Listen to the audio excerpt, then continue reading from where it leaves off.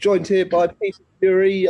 Big weekend of boxing, Peter. Two heavyweights that you know very well. You've been in the opposite corner against both Derek Chisora on two occasions and Joseph Parker. How do you see the fight going between those two? Well, obviously it'll be a good fight because Derek Chisora is not in a boring fight, so it's going to be very good there. Looking at the stats, really, you should pick Joseph Parker because he's younger, he's fresher, and he has got, for me, better boxing ability. So, but that all said and done, Chisora brings it. He's an all-in fighting man, isn't he? And unless you're on your proper A game, he's going to catch up with you. 12 rounds is a long time. So it's going to be a good fight, this. And, Parker could be running away with it early. And, Chisora could catch up with him mid rounds onwards. So it's one of them. But, we all know. But Parker, don't underestimate his power either. He's got a punch on him. So if he connects on Chisora, it's one punch, it's a heavyweight game. So Chisora, he's got to gamble, he's got to come in, but he could walk into a lethal shot as he done with Dillian White. So all these things make it a very intriguing, interesting fight to see. So I'm looking forward to it. It'll be a great fight. Definitely. And both fighters, they've got new members of their camps as well. How much do you think that will come into play? I think it'll come into play to some amount.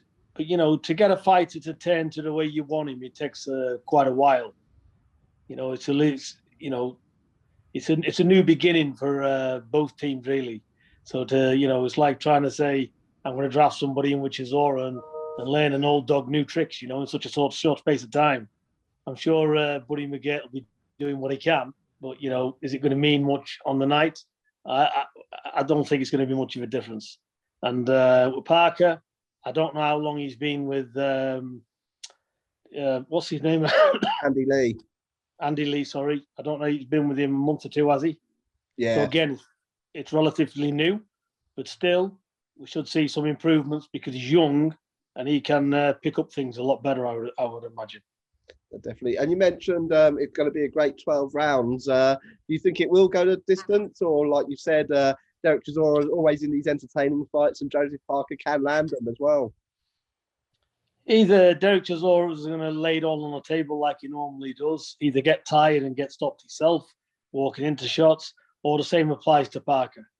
He might not be able to keep Chisora off him. He might be catching up with him, so this is the thing.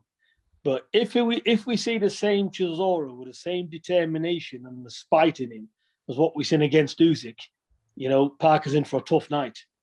But how much has he got left in the tank after hard fights? That's the question mark with Chisora now. Is the ambition really there? Keep jumping to the well time and time again. So there's a big question mark there. Is Chisora really going to turn up for this? Or is he thinking, look, I'm going to do my best. I'm going to put hard fights up and just get me money, and that'll do. And if he comes up with that attitude, he's definitely going to come short. Definitely. And you've been busy during this period. You've been in the bubble a few times.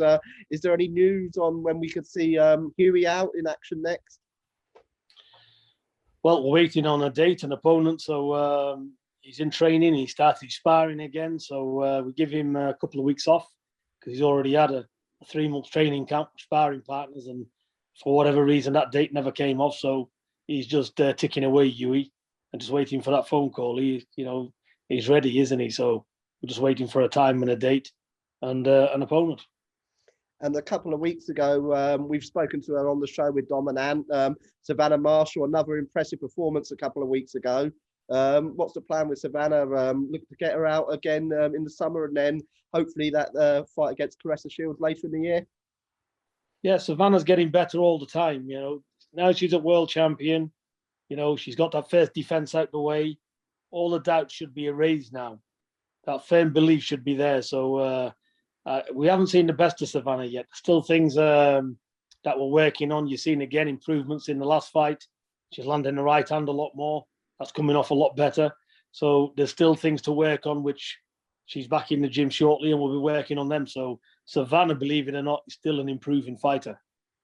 Yeah, definitely. And looking forward to, hopefully, fingers crossed, later in the year, seeing that fight against Claressa Shields as well. What have you made of Claressa going into the world of MMA as well?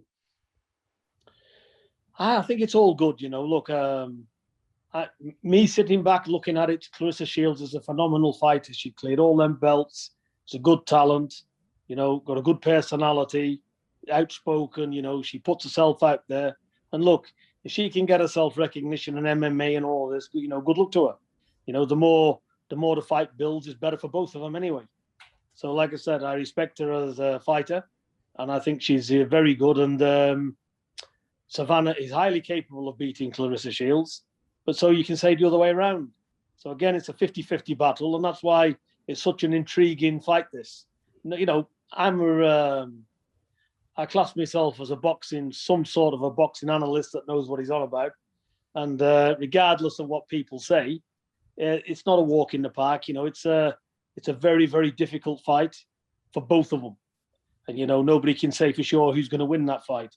That's why it needs to build up its getting, because it will be a hell of a fight. There'll be no standoff, jibber jabbing anyway. It'll be they'll have to get down to, as I would say, blood and snot to pull it out the bag. So it will be a hard fought contest. Definitely. And women's boxing has been on the uprise, especially this year. We've seen so many great fights from Eddie Hearn's back garden to the night Savannah won a couple of weeks ago, when you had Ebony Bridges on there as well, and Terry Harper coming up. And this weekend on the show, we have got another great female bout with Katie Taylor taking on Natasha Jonas. What do you make of that one, and how do you see that one going, Peter? I think Natasha Jonas is very, very awkward, and she can punch. So I think she'll make a tough night of it. I think Katie Taylor won't be in it all her own way.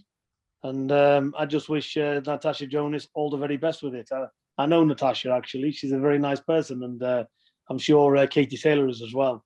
But we all know what Katie Taylor is. She's a phenomenal talent, unified champion. She's done it all. But like I said, everybody's beatable. And if anybody's capable of doing it, Natasha Jonas is, as we've seen with Terry Harper. Styles make fights, and you cannot underestimate anybody, especially a world level southpaw like she is.